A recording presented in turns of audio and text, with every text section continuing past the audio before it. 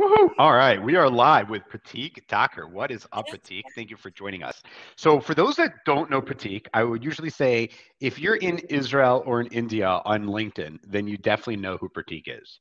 And if you're not, then you might less likely. So, for Israel and India, you don't need an introduction. But let's say for everyone else in the world that might be interested, Pratik Thakker is, would like to say, Israel's tech ambassador to India. He lives here in Israel. And Pratik, welcome to my live. And I'm really happy to have a conversation with you. Thank you so much, Joel. Shalom, namaste. Really happy to be here and discuss my favorite topic with favorite person. Uh, so I'm looking forward to meaningful conversation and discuss Israel-India friendship. Amen. Me too, brother. So first off, maybe a little bit of backstory about you is what is your connection to Israel? It's really interesting question. So I'll go back to my college days where I met my wife, Nancy. Uh, so we were dating for a few years, and then I knew that she's Jewish. I didn't knew that Jewish religion existed that time. How old were you? Judaism. Sorry, I How was old were like, you at that point? I was 16. And I didn't knew like about Israel or anything. Then I came to know about Israel. I learned more about what is Judaism and Jewish culture. And we got married when I was 21. And my wife was working in El Al Airlines that time, and she used to travel a lot to Israel for her work. So she, like, inspired me to come here because of my passion with technology, startups, entrepreneurship. And we thought that we would build our careers here. And by date today, I feel so happy and proud that I'm here and I made a right decision to move to Israel. When did you move here? I moved here almost about 8 years ago, or in 2013, Hmm. 2013 or 14. I forgot. So tell me about your background in technology. So you've always had a passion for technology, even before you even heard the word Jew. So how did that come about? Did you grow up in a house that was very involved in So technology? Was it there in your are community, in your culture? Yes, so there are two things that you need to know. Okay, so I'm coming from a community that is called Guju. Okay, Guju. Guju are Gujarati from India. Okay, people who are Gujarati are usually businessmen in India. And my family was like, my father is a businessman, my uncle is a businessman. Most of like my family or relatives are businessmen. So when in India, you are a Gujarati, that means you are a businessman. So I had this entrepreneurship from like, since I was eight, something selling firecrackers or pickles on the street. Like I used to take my bicycle and like, went and sold pickles. And when it comes to Jewish, Jews also are known for entrepreneurship, right? So my passion for entrepreneurship or technology started when my father purchased me a computer. It was my first computer. I was in like eighth grade, and I was seeing that people are making money online. I was seeing that old school landing pages that we used to see. Like, With the yeah, yeah, view count on the bottom, how many people visited the ex- page? exactly. With the keyword So SEO stuffing, that like, you'd uh, stuff the words in white on white so you couldn't see it. it was really like, like start of the era of like internet in 2005 something, or maybe slightly before. And I was like very curious how these things work. And YouTube was like, starting out, and Facebook came in 2008 something. It became popular in India before we were using Orkut while I was in college.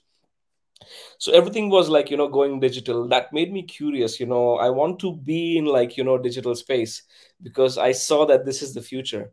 So I started to learn more about it. Like in terms of college, I did marketing because I felt that sales and marketing is like, subject that you need to know for rest of your life, and you have to be a good salesperson no matter what you do. So marketing came through my father's inspiration, and technology came through my personal passion. Amazing. Awesome. And so then you got connected with Israel through your wife, who was working at El Al, says, "Wait, you like tech and you don't know about Israel?"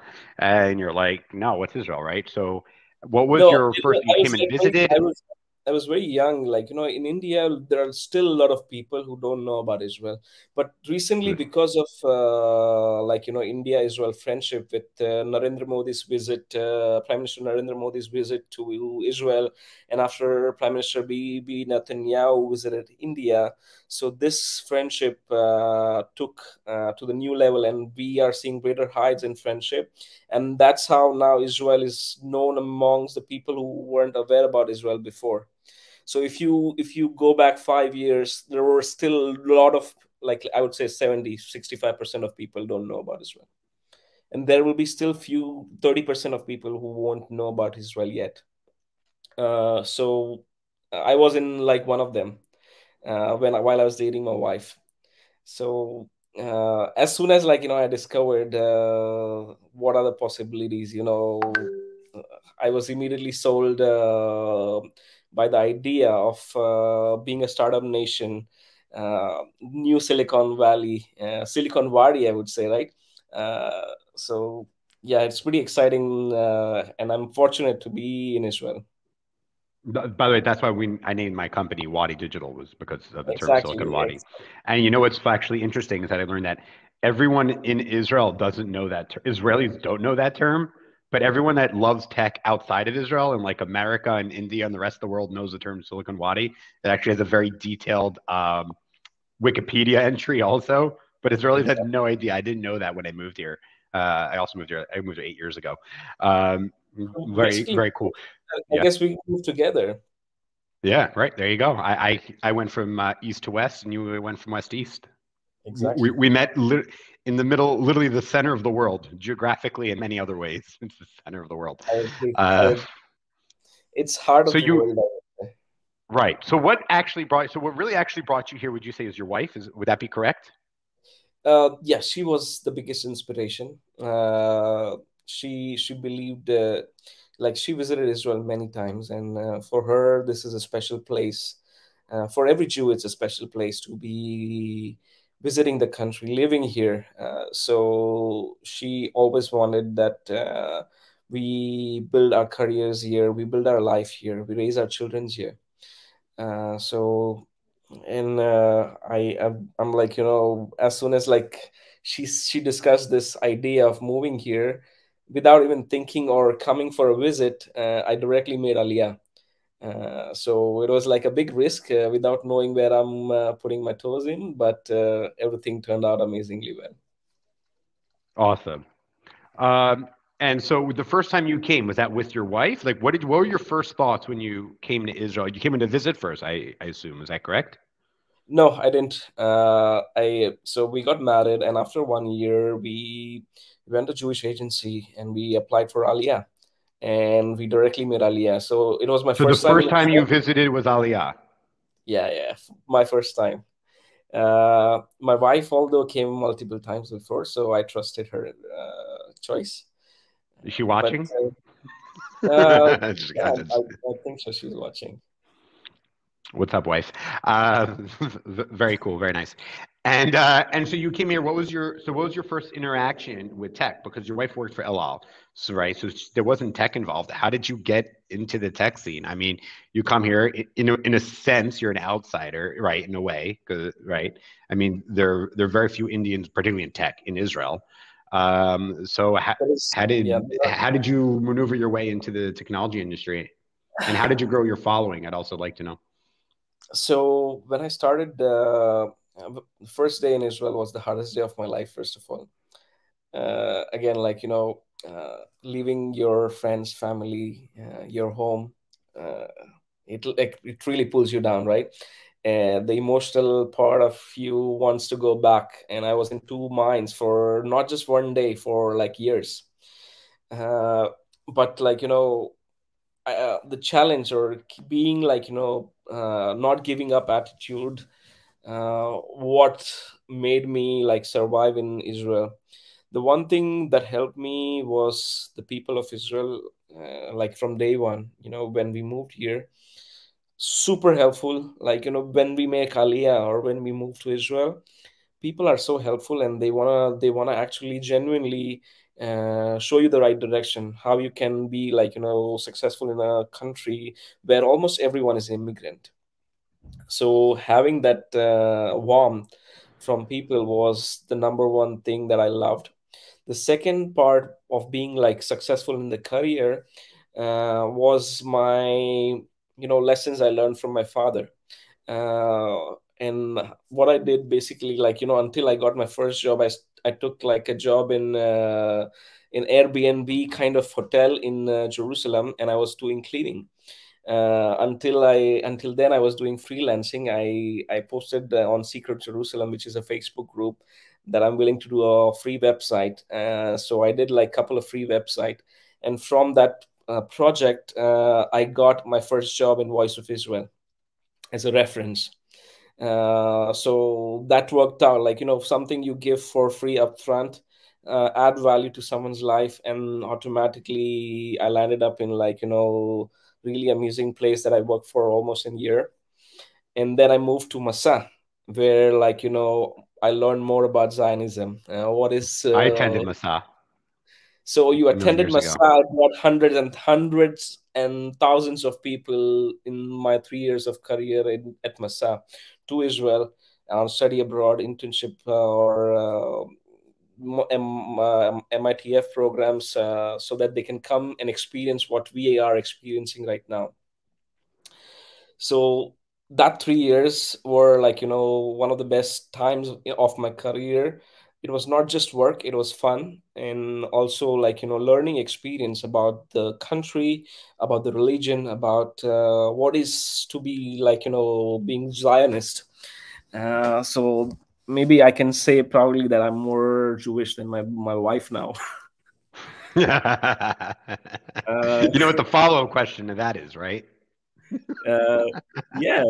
Did you get circumcised? You um, walked into that one. maybe, yeah, maybe we can discuss this offline. Better that we don't get the live band.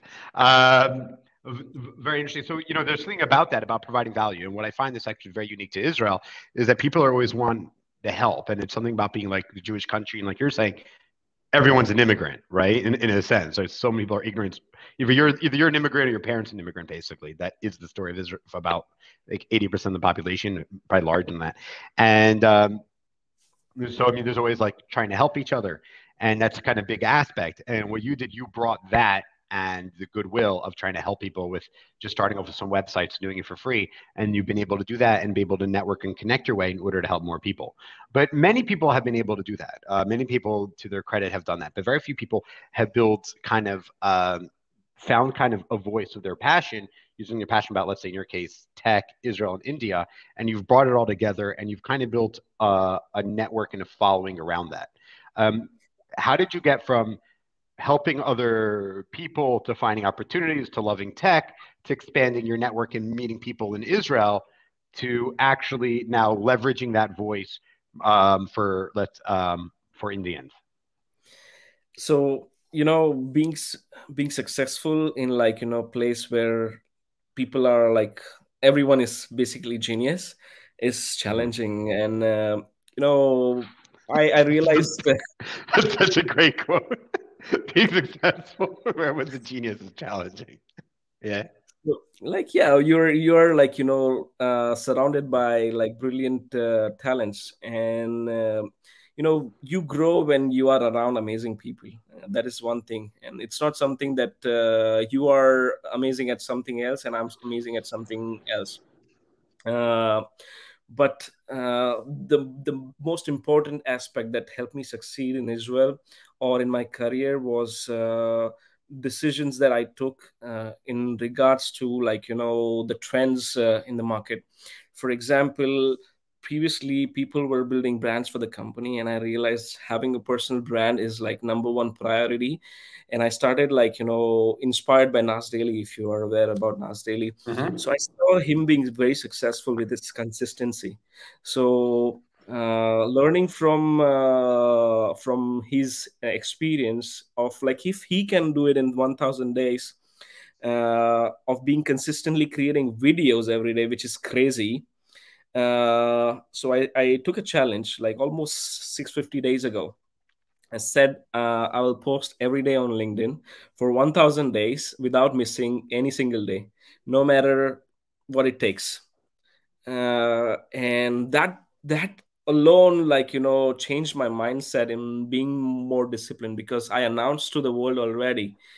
And as soon as you announce, you make people accountable, and automatically people are expecting, so people That's the can trust. hardest part. That's the hardest part, is. For But me, it's the announcement. By the way, more than the, because once you make the announcement, the rest is like, well, I have to show up, right? I've made the announcement. You know what I exactly, mean? But the announcement. So yeah, go ahead, continue. it's very hard to go back. It's almost impossible to go back when, like, when I started, I had almost 2000, 2000 or almost 1800 people connected on LinkedIn. So, and that first post, like, got engagement and people supported me. And all of a sudden, if I don't post one day, I'll, like, won't meet my word. But if you are passionate of doing something, automatically you will succeed. But the important part of consistency is not just posting every day, but what I how I found my voice, which is important to know. For almost 100 days I was posting about marketing. If you're like, if we were connected initially, I'm sure we were connected initially. I was posting a lot about marketing. And then I realized, like, it's not me. Although I'm a marketer, but I have my own story. I have my own authenticity that I can share to the world. Me being an Indian living in Israel, I have a unique voice that no one else has. So that's my uniqueness. What's my passion? I love startups. I love technology. I love marketing. So I'll use my marketing to promote what I love. So that's how I found my voice. But I found my voice basically when there was like some war going on between Israel and our neighbors. Hamas neighbors. So Yeah, go on. uh, so I posted something about Israel, and people who were following me actually could relate to the struggles India had with its neighbors, right?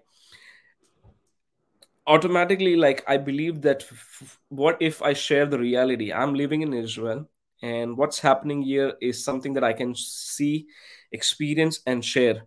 And people who are following you, Omri is liking our neighbors. uh, okay, so I think By the way, that since you got thrown off, if anyone wants to add any comments or questions, we will address them later on, or as they're relevant, or we'll address them at the end. So if you have any comments or questions, go ahead and pop them over in LinkedIn in the chat, and we'll address them. uh, so how I found my voice was out of a lot of consistent efforts that I put every day. And I saw that, like, a lot of my content was not getting, like, enough engagement that I was expecting.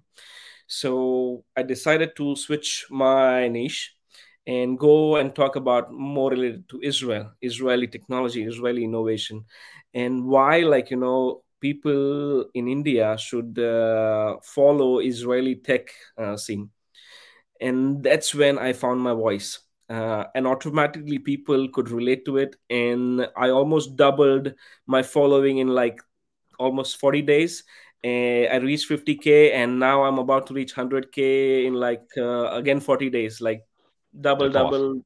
Yeah, but it's again like, almost 170, 80 days it took me to find the voice I needed. And after I found my voice, it was like, very easy. But still, it's not easy Well, again. what do you think people see your authenticity when it's like your voice? Like it's something like you really know well. Like I really know marketing well, so I can talk about it a lot. I love marketing and I love the attention and all of that media. I love it. But like my real voice is kind of like more like economic liberty and individual responsibility and things like that. So kind of when I talk more about that, I feel like it's my voice. I get more passionate, and I find that my following to be more to be deeper, not necessarily wider, but definitely more intimate with my audience. And how would you recommend for people that want to, let's say, find their voice? You might be an expert in something and think you know something better than anyone else, but it doesn't necessarily mean it's your voice. How does one find their voice if it's possible? It's easy. Follow what people have to say. So, But that's not your voice. no, I'll tell you, it's my voice. But when I share a lot of things, right? Like we share a lot of posts every day or every other day. But when we share something which is relatable, okay, when you can relate with a lot of people, that's when you create a lot of following. So I found my voice because I have a lot of interest, right? I have interest in marketing. Doesn't mean that I can be like a voice in just marketing. I can use that marketing knowledge to be the voice in the passion I have, which is technology. But now technology or innovation or startups or entrepreneurship is like can be broad, but the audience also is broad. Well, as when you're talking about marketing, your audience is like small. A lot of people on LinkedIn are looking for jobs, looking for, firstly, like when they come to LinkedIn, they want to get hired or want to network with people. And there is small percentage, I would say less than 3% or 2% are content creators. So I try to find the voice that I needed to get that following I wanted about my passion. And again, like it's trial and error. You post something today and you see what's the engagement on this topic. If you're not getting something out of that topic, like after 4 or 5 posts, you know that it's not working for you, and you try to change your voice or change your the way you say or change the topic you're discussing, and Mhm. automatically you see what's working and what's not after like 20, 30 posts. And that's Mhm. what I did. Like it was not working for me. Marketing was not working. uh, so I switched to kind of inspirational post. It wasn't working. I switched to startups and it's working. Awesome. I'm happy to hear that. Right. So you kept testing it and you found out. You tried different things that you were passionate about and you found out. So what do you think here? Actually, here's a good question that's kind of relevant. So I'll ask it now. Disha, she wants to know during the ups and downs in life, how do you keep moving and what keeps you going? A lot of things going on, like when you are getting famous or people know you, you have a lot of following. There are times when you see a lot of negative comments on your post, and you have a lot of things going on in your business world, which is like kind of roller coaster. Your mood swings because something is not happening the way you wanted. um, and it's pretty upsetting. What I do is I take a break every evening at from 7 to 9. I go on a walk with my wife, and that's where like I share my feelings with her, and she shares her feelings with me. That helps us keep going for the next day.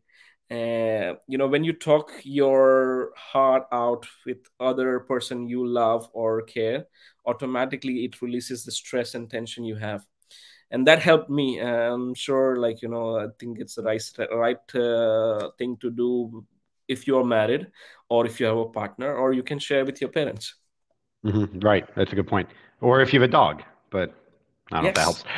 helps. I see some AI tech blockchain questions. We're going to get to the technology questions, so you can keep them coming and we'll circle back to them. So Israel and India, what do you use other than our lovely neighbors, as you said, what do we share in common, would you say, that kind of brought, because if I were to think 10 years ago, Israel and India, there's like, I'd feel the same about like Israel, and Chile. You know what I mean? I don't mean the food. I meant the country. Maybe the food. I don't know. But it feels like it's like so far, it's so distant, kind of irrelevant, and you can find similarities if you want, a long coast and now, you know what I mean? But like, what do you think? Like, what are the main similarities, both most, let's say, start culturally or in general, between India and Israel as nations, and let's say culturally down to the individual. Let's say what the day to day of an Israeli. How is that similar to the day to day of an Indian? So India and Israel share a lot of similarities, from religion, from culture, from like history. like ancient history, or like, we are like one of the oldest religions there is. Like, Judaism is like almost 5,000 years old, and so is India. India and Israel both are multicultural, like, and also like especially in Israel, as I mentioned, most of them are immigrants, or their parents are immigrants. They have an ethnic group, uh, and have like an ancient holy places for every religion in the country, which is like unique. Not every other country has that. Both countries got independence, like, almost same time. India Right. in Well, we're like both occupied by the British. 1948. Whereas when you talk about religion, Hindus in India almost 80%, and same goes with Jewish people in Israel. But it's I think it's more about like people, and always both countries trying to make the world better and peaceful place. That's the common thing we share, and that's why we are like, partners in a lot of places, which is for example technology, or the security, or water management, or agriculture. We share like, support from each other. Awesome. That's very fascinating. Yeah, there is that. And I think when you said kind of like when Moody invited Netanyahu over and no one knew about Israel, it went from like 30% to 70% of people are finally out. What's Israel? I think that there's something there, but because we kind of share a lot of these things culturally and similar kind of challenges and growth challenges and technology, that there's a natural partnership and alliance thing between Israel and India on the government level. And I think that's actually been able, and I think to India and Moody's credit, been able to bring that over to India to help elevate Israel. And through that, Israel, a country that would like to have more friends than she currently has, elevated that friendship, and therefore that friendship is very mutual. And I think we're going to start to see that, and that's definitely going to explode and grow. I think the word India will be used in conversation daily in Israel by almost everyone in business and government, which is not now, but let's say maybe it's even weekly. But I think it will just be a regular part of conversation, just like talking about mentioning America. I feel like that's where we're going to be in a few years regard to India. That's my true belief. I just think it's just such I think natural values and challenges, kind of similar to America. I think trade between both of the countries have extended beyond like, agriculture and now technology. And the interesting part is, I think that India has edge over China in being more stable democracy. And on top of it, there is large number of people in India speak English and are technically qualified, which attracts a lot of Israeli tech companies to do business in India.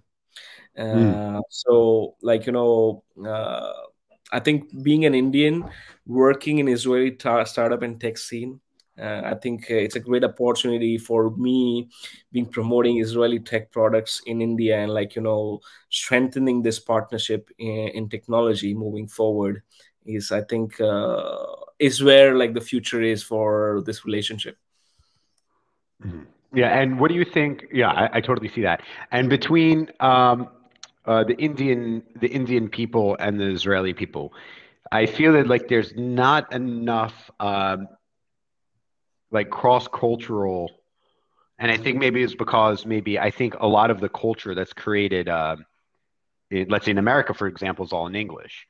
And so people in India and Israel, where let's say they speak English fluently or proficient, they're able to consume, let's say, American entertainment. On the other hand, Indians and Israelis aren't consuming Israeli entertainment. Therefore, unfortunately, it's not going to be through the cultural, but I think it'll be more through businesses like you and I do, and maybe through government that's going to actually create the cultural connection, and hopefully it will kind of trickle down and then build out organically. That's my opinion and thoughts. What do you think? I agree with you, and also like, in terms of tourism, also there's one thing that I would like to add. Uh, as you know, like Israelis love to spend their times in India for almost 3 months, 6 months, maybe a year. There are people after IDF they go to India, and there is like, before, when Indians want to travel outside India, they usually go to travel agencies, and there is like a package for Europe and like Thailand or USA, but now they started like Israel, which That's is cool. unusual. So like tourism on both ways is also like helping us connect culturally and in many ways. So if you were to tell an Indian that wanted to come to Israel, what would you recommend that they do? Must-sees, let's say from in general. If someone's coming once and they probably are only going to come for one main trip, maybe they'll come back again for business or years later. What would you recommend? What are the things that they should definitely do that you think Indians in particular would find interesting? And also, I'd like to know what do generally Israelis or other people think is interesting about seeing in Israel, and you think uniquely the Indian culture would find boring So let's start with or overrated, rather. what Indians can experience here in Israel, starting Hmm. with amazing beaches we have in Israel, almost 130 plus, and all of them really amazingly beautiful. Starting with Tel Aviv beach, which I absolutely love. So Hmm. we don't have amazing beaches that Israel has in India. So this is something to see. And the second, which I think most important one, is Jerusalem, which is like place for a lot of cultures, religions, ancient city, amazing vibes. I lived there for almost 2.5 years. It's magical if you spend like 3-4 days in the old city of Jerusalem. It is. I lived in the old city of Jerusalem in Yeshiva for 3 months, and it is amazing.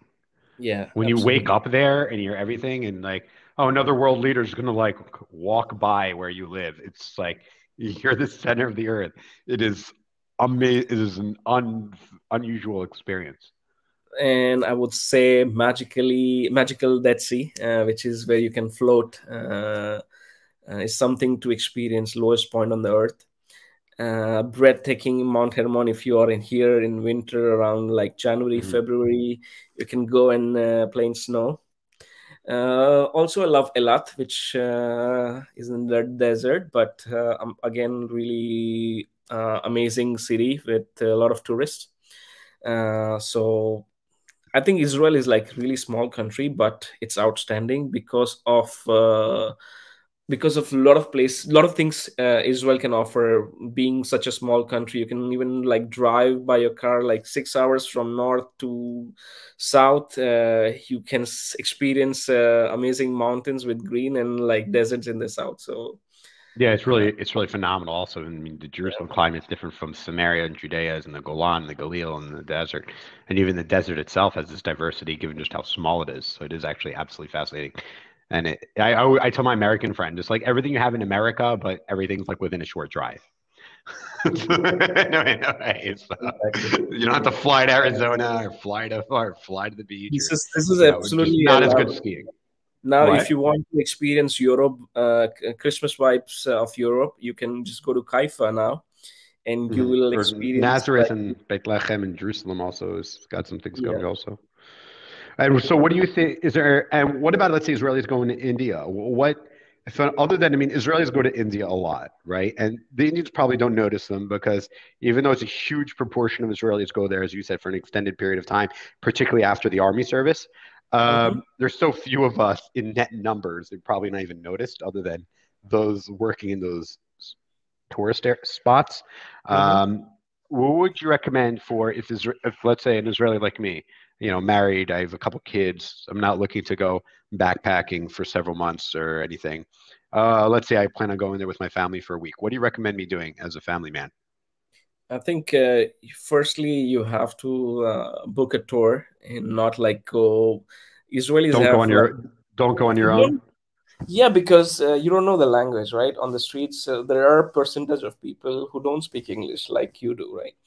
Hmm. And when you're with a tour guide or a company which is taking you, you are like, on a guided tour, it's much better experience because they know where to go and what to do and how to do. So it's better if you're going with family to be organized. Hmm. The places you can experience, one of the wonders of the world, which is Taj Mahal. It's beautiful. The fun part is I haven't been to Taj Mahal yet. Uh, That's how so big I India also is, right? yeah, it's so I'm from Mumbai and Taj Mahal is in the north in Delhi, so it's far like almost uh, let's say 2,000 kilometers. Okay. So it's away. Then you can go to Jaipur, which is a really beautiful city, Udaipur, Jaipur, which is again in the desert of Rajasthan. Um, then you have Kerala, which is like really beautiful destination for families. And there is a lot of hill station in Kerala, amazing vibes, amazing food. I won't recommend you to go to Mumbai or Delhi specifically because it's too crowded, and it's not for people who come from the West because they're not used to like such population. Mhm. Yeah, I think these are like 1 week is something that will, but 1 week is very less for you. Like if you want to go to India, you need like 15 to 20 days to see like a few destinations because a lot of time will go in traveling or catching flights. Pratik, when are we going to organize an Israeli Indian kind of like maybe like a tech ambassadorship where we do like 1 week in Israel, then 1 week in India with like a group of like 20 tech leaders in Israel, 20 tech leaders in India? What do you think we can I was organize that? I was about to organize that last year, Okay, there you go. but because of COVID, partners from India who proposed this tour, we postponed it because of the COVID. I think we will do something by end of 2022. But hopefully, like coming soon if the things are normal and travel is back to normal. So yes, Mhm. Awesome. Yeah, let me know if you need help with that. yes. Anything else? We'll move over to technology in a moment.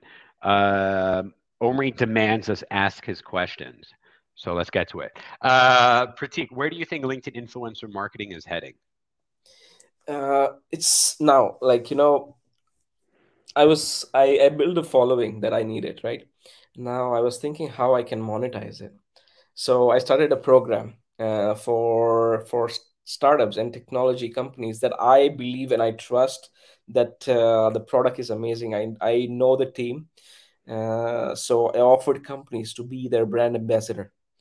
What I will do is like have a subscription model for that companies, and I will put that company in my LinkedIn profile or being their brand ambassador. So I think uh, I think that's where I'm seeing it's going, and I want to start this trend. Being a So brand ambassador for other companies? or let's say for example, you But are don't you need talking. a following already to do that? Like, who's going to, let's say, pursue, let's say, I want to, you know, you need a following to do that, though, right? Absolutely. But I'm talking about like as an influencer myself. In general, right, right. Got it. Yeah. Yeah. On how I am connecting with companies. Like, also companies can do vice versa. Companies can reach out to the influencers and like, not just usually like, when people were reaching out to me about posting one post and promotional post, and I rejected many of them because it was not something that I speak. I want to talk about technology or startups or marketing or like somewhere in what my niche is, but not something that I don't talk about and my audience won't be interested in.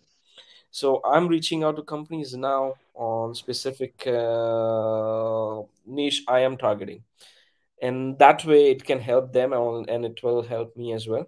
And companies Mhm. can do the same. For example, they can go to Yoel, for example, being their brand ambassador for some marketing product they have. For Mhm. example, let's say, for example, Semrush or Hotjar can go to Yoel or can Mhm. come to me, and we can promote their product to our following. And in that way, we'll have a long-term revenue as an influencer, well as it will benefit the other company. Natural capitalism at its best. All right, we got a very sweet but long comment. I can't show that. It's going to hide our face. I'll read it. Pradeep said, I've come across a couple of Israeli nationals, you mean back home in India. I've met them and I have they've lived in my house in my village. It was amazing Wow. getting to know them and was stunned to see similar physical traits of some of my family relatives. That's actually interesting. Chit Pavan, you want to say what's that? That's what we're called in our community. We have similar physical traits: IQ, eye color, skin tone, etc. So you and I are our skin tone isn't far off either. But I'm half European, half Yemenite, so it's kind of funny like that. There's some questions here about AI and blockchain tech, so I want to scroll up and find them. There's a bunch here. What does this one want? Is there anything Vedang? Am I saying that right? Yeah, Vedang Singh. Uh, So, by the way, as interesting. someone who grew up in America, Indian names are the most fun to say. Are there any interesting blockchain technologies related startups in Israel that you think are amazing that should be talked more about? Not on top of my head right now because I'm not yet deep dive into blockchain technology. Mostly focus on cloud tech or IoT space or cybersecurity or fintech or education tech. But I'm sure like once I have some cool startup from Israel doing amazing things in that niche, I will definitely share it on LinkedIn. So, just a couple things to add. There's a lot of cybersecurity companies that are doing some things around blockchain technology because it's far more secure than other things that are out there. So, your question should be a little bit more focused, especially for Israel, which I think 40% of all cybersecurity activity happens within Israel. So, you focus more on the cybersecurity angle. I have a friend who's more, if you're more into crypto blockchain, really, there's a Jonathan Karras. He's also an immigrant from America. He lives in Jerusalem or outside of Jerusalem, and he talks a lot about crypto. And I think he actually has a VC fund that's making investments in Israel around crypto and maybe even also some and blockchain. Um, Apurva says, I have done a master's in AI. Israel is one of the leading countries for AI in the domain of agriculture and defense. So is there any mentoring program or internship for AI in Israel for Indian students? It's a great Absolutely. question. There is a lot of opportunities for you to come and learn in Israel. I have I do meet up with people with a lot of students from Tel Aviv University, uh, and while I was working in Masa 3 4 years ago, a lot of students from India came for an internship programs, and also there are a few students who were doing masters. Mhm. uh, so definitely reach out to me on LinkedIn. I'll guide you in the right direction. I'll send you a few links that you can go and check out their courses and see if you can find what you're looking for. Also, Bar-Ilan University also has a very good international MBA program. But what I would recommend to you is come for like an international learning program. But that's like nothing. And while you're here, network, volunteer, do what Pratik did when he made Aliyah, right? Come, I'll do things for free. Let me learn. Let me network. Organize networking events. That's the value. Is come and learn. Don't just come and learn, but you actually want to be part of the ecosystem and provide that value like Pratik has done. And I think you'll be able to get the most you want out of it. So More. there was a big challenge that I want to discuss for 2 minutes. Like a lot of Indian students who came to learn here, they had a hard time getting jobs here because of visa issues or uh, but now Israeli government has opened doors for students who are coming and learning here, and the opportunities are much more easier than before. So I think it's a right time if you are looking for study abroad programs. Israel is the best destination for you to come and learn and also settle. Also, by the way, you could take this network back to India and probably have a Yes. much better quality of life there. It would be harder for you Mhm. to immigrate, and use your network in order to kind of build that business. Build that network here. Go back to India and continue to serve people that you networked with. I think doing that for a year, because especially if you're doing any kind of engineering, IT, outsourcing, Pratik, maybe you know a thing or two about this. Outsourcing is extremely needed. We have a huge shortage here, and Israel rightfully has very strict immigration. So So, we far more so demand, and I think I want to outsourcing is a big discuss part of I that. want to discuss a bit about the future of work. Again, this is one of the topics that I'm going to discuss on 19th of December on my TED Talk, which is coming up. So people who are listening, stay tuned. Now, when I saw this opportunity in outsourcing 3 4 years ago, before even COVID came in, and I was helping companies hire talent in India for sales development. For customer support is really popular niche, because there are a lot of BPOs or call centers in India already. Like, not now, it's been like over 10, 15, or 2 3 decades maybe. And now, this outsourcing model is global, and you don't have to be physically available in Israel or in US or anywhere else. You can be in India and earn the same amount of money that I'm earning sitting in Israel. The possibilities are limitless in the future of work, because all you need is like an internet and your laptop. So if I travel to India now, I can do my business the way I'm doing right now, because all of the things we are doing is virtual.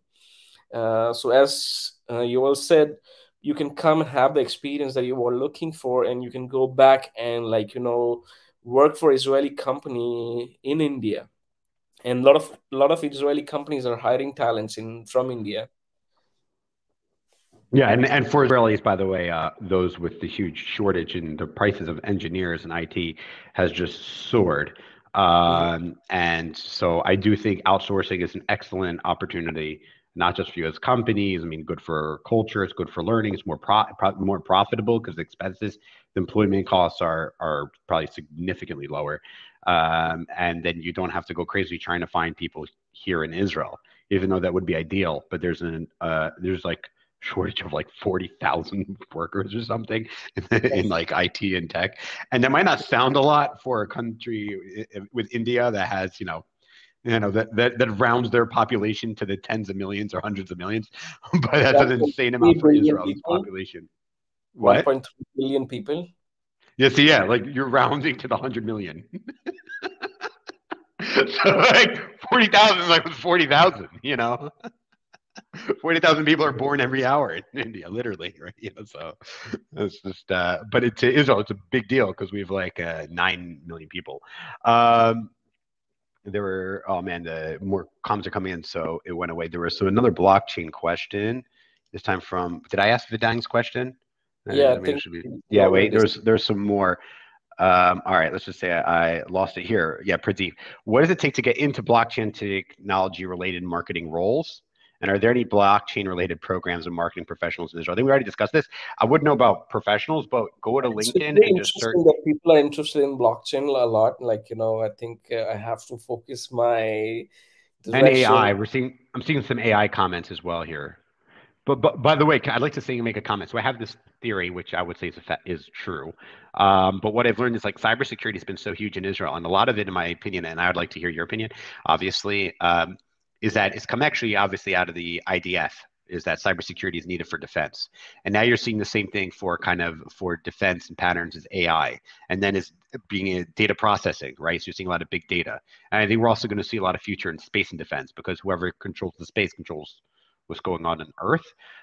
So I think you'll see. I think that's why we're getting a big, I wouldn't say a shift, but a greater focus to AI and to blockchain. And you'll see more about data processing, which is probably the most boring of them all. And then I think you'll be seeing some more stealthily, a lot more technology around space and defense.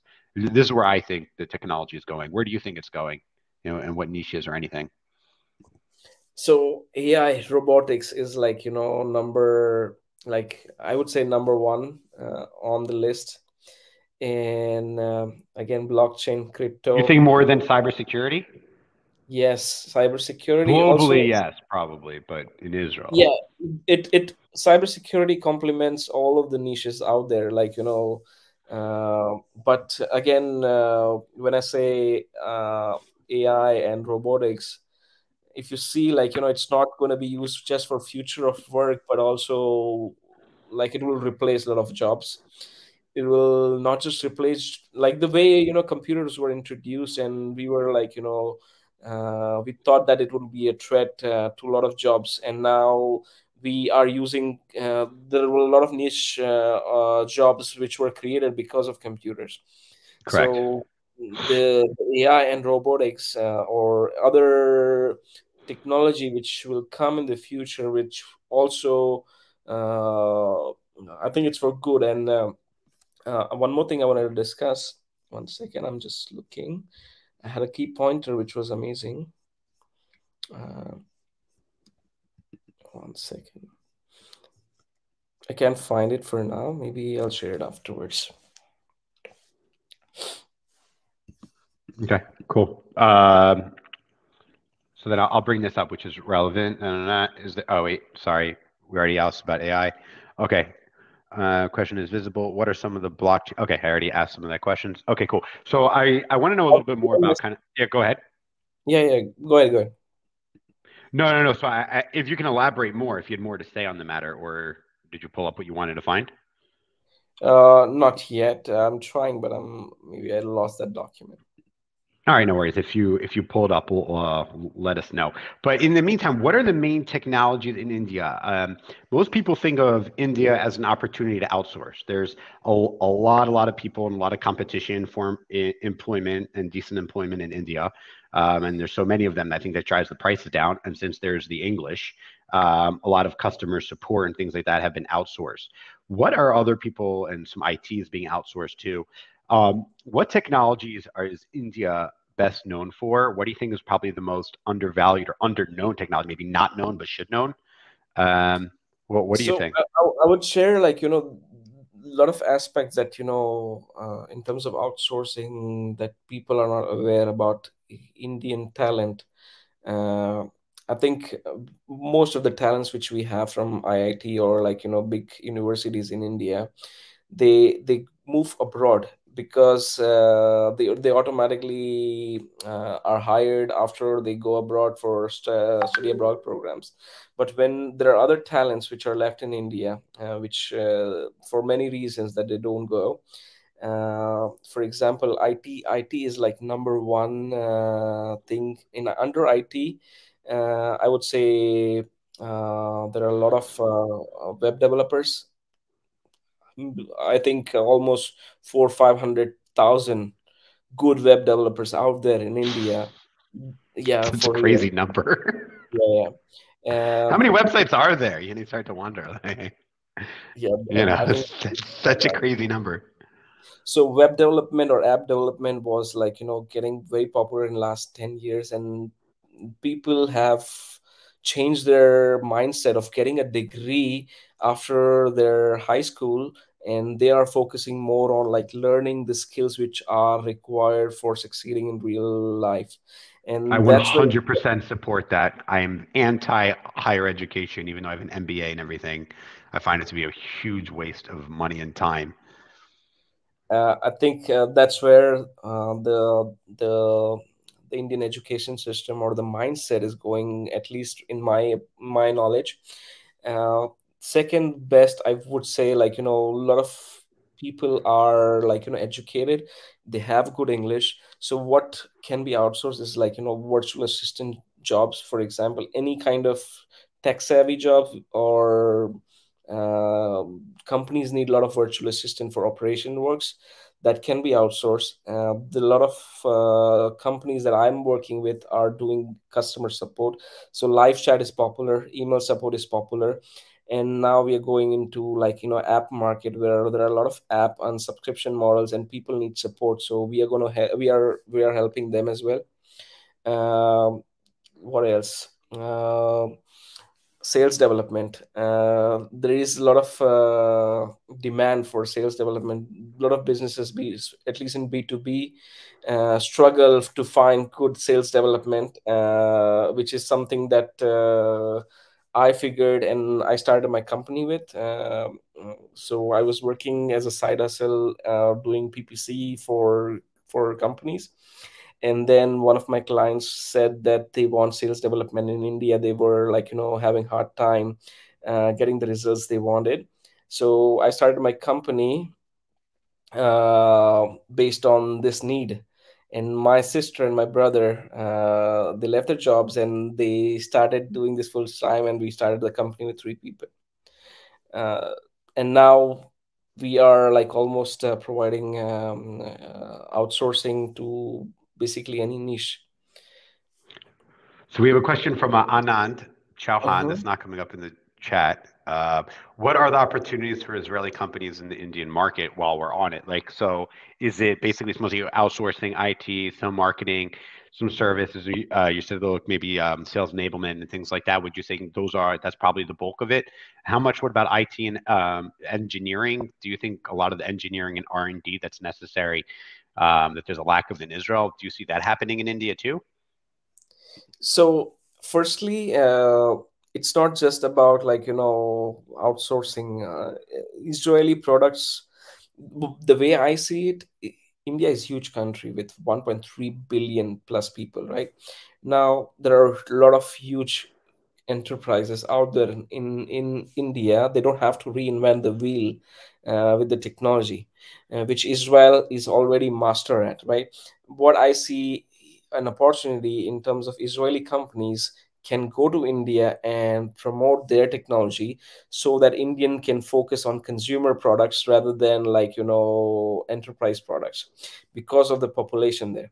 And that's how I see this business partnership uh, with Israeli tech promoted in India. Got it. And what message would you say would you try to get through to the world about India? And then I'll ask that same question about Israel. So, like a lot of people, and I'll put on my American hat here. We think of India as far out there, a place to outsource, and and maybe just a couple of prominent Indian Americans, and think of customer service with an Indian accent. That's probably more or less. That's mostly how Americans think of as Indians. Um, but what would you say to the world? What do you think you can wish you can get through that they can really see to get to understand authentic India that they're not seeing because the TV and the media and all that is it's a bullshit filter. Uh, sure. So first, I'll go with what I see throughout the world, like about Israel, and like when I was in India, Israel, like I wanted to come to Israel, and honestly, my friends and families and relatives were against my decision to move and settle here because of how media portrays Israel. And Indian media, or were they consuming international media? Which media? international media. Mhm. But what I have to say is Israel is not what you see on news or media or international media.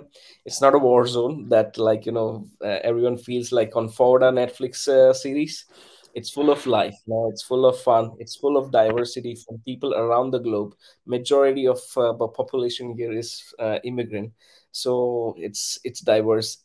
Israel is full of innovative mindset.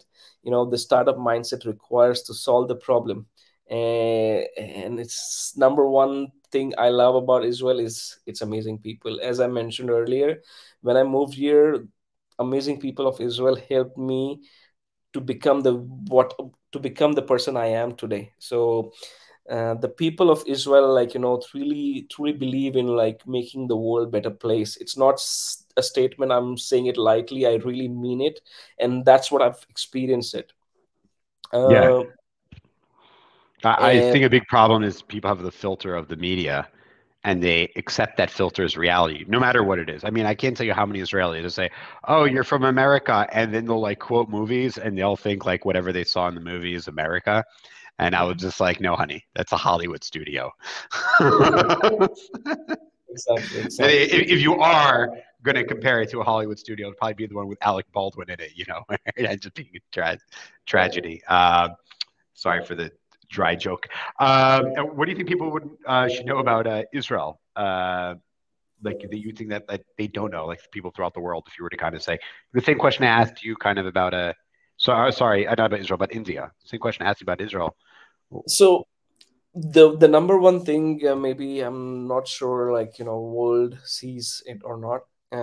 What number one thing that you can expect from an Indian is integrity, honesty. Is something that it's in the culture. and doesn't matter if it's related to work or relationship. And the best part is everyone is peace lover. It's not something they try to get out of the conflicts. They try to avoid conflict. The As we are doing in different ways, like Israel and India have this number one similarity. Uh, and the education system is improving significantly. There is something to let the world know that the talent we have in India right now is not what they experienced 20 years ago. If you see one of the top leaders from Twitter, from Google, from Microsoft, all are from India or Indian origin. They started in India, they moved to States, and now they are leading such a big organization. So the talent wise, its quality, as previously it was portrayed as uh, never mind. But I would say it's not something that it was 10 years ago. India is changing really fast. Um, Thanks to Prime Minister Narendra Modi, India has become more digital than any other developing countries out there. That's awesome. He's very popular, right? Yeah, he's Yeah, really right. really. That's awesome. He seems like a great guy.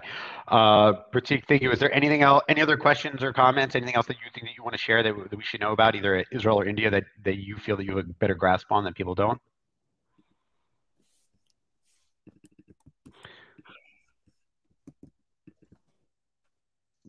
No? All right. Can you hear me? Yeah, yeah. Oh, is there anything else that you want to share with us, with the audience, and before we wrap up? Uh, yes, yes. So one thing I would like to end, because when I share stories about Israel, uh, there's one thing I want to end this session with. I don't believe that Israel is just a country with startups or innovation or technology. Israel is awesome because of one thing: its people, and that's what make Israel amazing place in the world, and that's why it's like heart of the world. And That's beautiful. And I have never been to India, but I have met many, many Indians, particularly in America, and I've only had hundreds. Many of them were my teachers in university too, and I've only had the most positive experience. And the people make the culture, and they make and they make the country, and they make the nation, and so it's mutual. And I look forward to you showing me around in India in the future. Can't wait for that tour to be scheduled. I will be joining. Pratik, what do you think was your favorite part of this conversation? discussing about similarities that India as well shares. Awesome. Maybe we'll do a follow up with the differences. It'll probably be funnier. Pratik, where can people follow you if they're not already, for those living under a rock? Uh, so feel free to reach me out on Twitter or LinkedIn. LinkedIn is the best place, I would say. And likewise, who are following me, follow Yoel for his amazing work in marketing in Israel.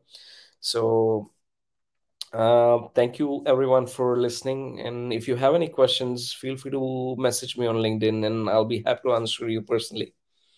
Awesome. Pratik, Israel's ambassador to India, tech ambassador, but I would say probably you're probably almost the official ambassador. Let's give it 10 more years and some lobbying. We can get you there. Thank you so much for joining us. My name's Yoel Israel, and you can follow us on LinkedIn or Twitter. We're easy to find. Thank you, Pratik.